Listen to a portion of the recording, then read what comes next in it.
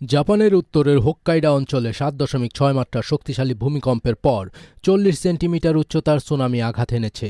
সোমবার ৮ ডিসেম্বর স্থানীয় সময় রাত ১১টা ১৫ মিনিটের দিকে আওমেরি, ইয়াওয়েত ও হোক্কাইডোর উপকূলীয় এলাকায় এই সুনামি আঘাত এনেছে বলে দেশটির কর্তৃপক্ষ জানিয়েছে। এর আগে জাপানের আবহাওয়া সংস্থা বলেছে, জাপানের উত্তরাঞ্চলীয় মিসাওয়া শহর থেকে ৭০ কিলোমিটার পূর্ব উত্তর পূর্ব দিকে ৭.৬ মাত্রার শক্তিশালী ভূমিকম্প আঘাত এনেছে। মার্কিন ভূতাত্ত্বিক জরিপ সংস্থা ইউএসজিএস বলেছে, স্থানীয় সময় রাত ১১টা ১৫ মিনিটে ১১ সেকেন্ডে আঘাত হানা ৭.৬ মাত্রার ওই ভূমিকম্পের উৎপত্তি হয়েছে ভূপৃষ্ঠ থেকে ৫৩.১ কিলোমিটার ভূগর্ভে। ভূমিকম্পের পর অত্র এলাকাগুলোতে সুনামির সতর্কতা জারি করে জাপানের আবহাওয়া অধিদপ্তর।